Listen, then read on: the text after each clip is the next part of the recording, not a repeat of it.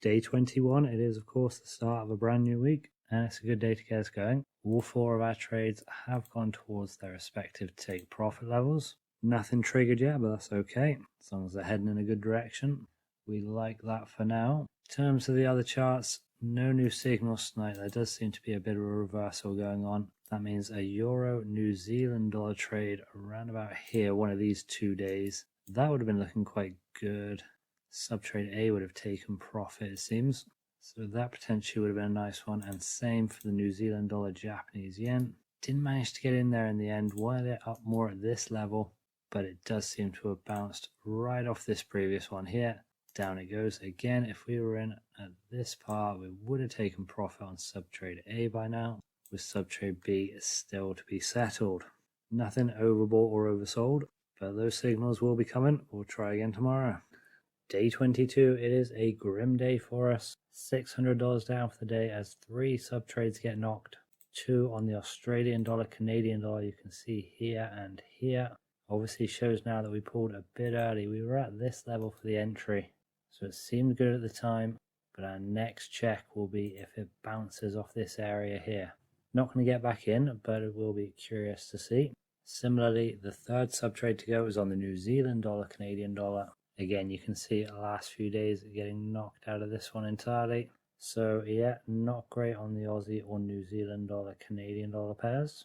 Still, at least we had pretty good days on our US dollar, Swiss franc and Euro US dollar trades. Still no profit, but at least heading in the right direction.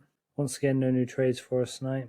And to get back into profit, we do need both these Swiss franc and Euro trades to hit the take profit levels. Could be a way away from that. Alright.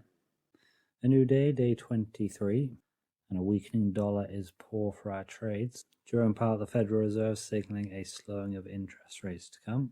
They will be increasing a bit more, but not as much as 75 basis points. That is basically cemented in now. But it does mean a poor day for the US dollar, Swiss franc, and for the Euro US dollar trades.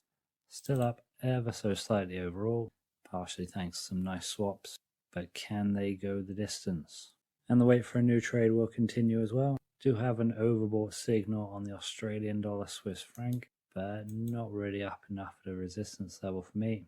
Maybe if we do see it a bit further up, we could get in, but for now, we will patiently wait.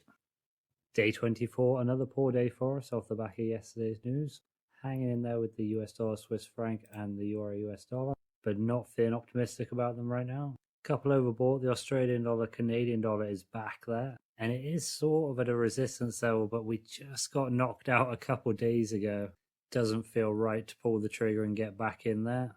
Then the Euro Swiss franc, that's gone overbought, but it hasn't really been moving up. If you wanted to call this a resistance level, I guess you could. But again, I'm not convinced. We're not here for tomorrow evening, so it does round off the week tonight. And what a poor week it was. Let's take a look at the journal. There it is. What once was green aplenty, suddenly now looking quite red. The Aussie caddy and the New Zealand dollar caddy, those are our biggest downfalls.